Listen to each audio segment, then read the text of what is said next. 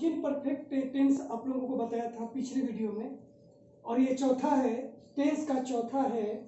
Present perfect continuous tense, जिसका अर्थ निकालिएगा तो पूर्ण जारी वर्तमान काल। इसका मतलब होगा कि जो कार्य पूर्ण रूप से वर्तमान में जारी हो तो इन्हें प्रेजेंट परफेक्ट कॉन्टिन्यूअस टेंस समझा जाता है। जैसे वह 2 घंटों से अंग्रेजी पढ़ रहा है, इसका मतलब कि वर्तमान में जारी है। रहा है का मतलब प्रेजेंट, था रहेगा तो पास्ट, गाड़ी रहेगा तो फ्यूचर। तो इसका ट्रांसलेशन बनाइएगा तो he has been reading English for 2 hours. अब रिकॉग्निशन, पहचान, अब इस टेंस को कैसे पहचानिएगा, तो इसका पहचान है कि जिस हिंदी वाक्य के क्रिया के अंत में समय के साथ रहा है, रही है, रही हूं इत्यादि रहे तो इन्हें प्रेजेंट परफेक्ट कंटिन्यूअस टेंस समझा जाता है। यानी कि इसमें टाइम के साथ होगा, समय के साथ होगा, और समय के साथ क्या होगा, रहा है, रही है, रहे हूं इत्यादि रहेगा। तो इसी को हम बोलेंगे प्रेजेंट परफेक्ट कंटिन्यूअस टेंस। अब चलिए, अब इसका जैसे में लीजिएगा तब ये लोग 2 बजे से अंग्रेजी पढ़ रहे हैं, तो क्रिया के अंत में रहे हैं आ गया, यहां पर आपका टाइम 2 बजे से आ गया, तो क्या समय के साथ रहा है, रही है कि नहीं, तब हम समझ जाएंगे कि ये टेंस हमारा प्रेजेंट परफेक्ट कंटिन्यूअस टेंस है। और इसको बनाइएगा तो they have been reading English since 2 o'clock। अब कैसे बनाइएगा इस पर ट्रांसलेशन, तो इसका कंस्ट्रक्शन है, कंस्ट्रक्शन का मतलब बनावट, कैसे बनाइएगा, तो ये पहला इसमें रूल, हर रूल की भांति, हर टेंस के रूल की भांति इसमें भी आपका पहला रूल में आएगा, रूल ऑफ पॉजिटिव या एफर्मेटिव,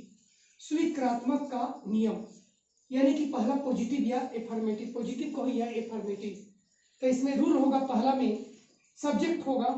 उसके बाद हैज या हैव आएगा, दोनों में से किसी एक का प्रयोग करना होगा, उसके बाद बीन, उसके बाद वर्ब फॉर, उसके बाद ऑब्जेक्ट, फिर फॉर या सिंस, यानी कि फॉर या सिंस में से किसी एक का इस्तेमाल करना होगा, और तब उसके बाद टाइम, यानी कि टाइम के अनुसार ही आपको फॉर या सिंस का प्रयोग करना होगा। इसका नियम होगा, नोट है, फॉर का प्रयोग पीरियड ऑफ टाइम यानी कि अनिश्चित समय में करते हैं, जैसे मैंने प्रेजेंट परफेक्ट में भी आपको बताया था। एग्जांपल में लीजिएगा तो फॉर 2 आवर्स, 2 आवर्स ये पीरियड ऑफ टाइम है 2 घंटों से, फॉर 3 डेज 3 दिनों से, फॉर 2 वीक्स 2 सप्ताह से, फॉर 2 मंथ्स 2 माह से, फॉर 2 ईयर्स 2 वर्षों से इत्यादि। इसका एक सबसे बढ़िया ट्रिक है कि जिस शब्द को आप प्लूरल बना लीजिएगा तो उसी में आपका फॉर लगेगा, यानी कि जो शब्द का प्लूरल बनने लायक होगा तो उसी में एस लगेगा, तो समझ जाइए कि वो आपको पीरियड ऑफ टाइम को सूचित कर रहा है। जिस शब्द का प्लूरल बना लीजिए तो समझिए, जिस समय को आप प्लूरल बना लीजिए तो समझ लीजिए कि पीरियड ऑफ टाइम है। और दूसरा, सिंस का प्रयोग पॉइंट ऑफ टाइम यानी कि निश्चित समय के लिए करते हैं, जैसे सिंस 2 o'clock 2 बजे से, सिंस मंडे ये आपका पॉइंट ऑफ टाइम है, सिंस मंडे सोमवार से, सिंस चाइल्डहुड बचपन से, सिंस जनवरी से, सिंस 2005 2005 से, सिंस मॉर्निंग सुबह से etc। इसका ट्रिक है बुआ कि जिस टाइम को आप प्लूरल नहीं बना पाइए,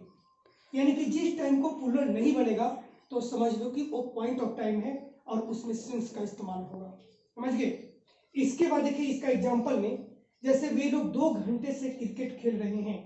तो हम सीधे यहाँ पर रूल पर आ जाएंगे, सब्जेक्ट लेंगे तो दे हो जाएगा, दे के साथ हैज या है में से को इस्तेमाल करना होगा तो हैव हो जाएगा, उसके बाद बीन का इस्तेमाल करेंगे, फिर वर्ब फॉर का इस्तेमाल करेंगे, खेलना तो प्ले में आईएनजी लगा दीजिएगा तो वर्ब फॉर हो जाएगा प्लेइंग, इसके बाद ऑब्जेक्ट, तो ऑब्जेक्ट में आपका क्रिकेट हो गया, इसके बाद फॉर और सिंस ये टाइम के अनुसार लगाना होगा। तो देखिए यहाँ पर 2 घंटा से है तो 2 घंटे में हम क्या करेंगे, फॉर का इस्तेमाल करेंगे, तो इसलिए यहाँ पर फॉर लगा दिया, और उसके बाद 2 आवर्स।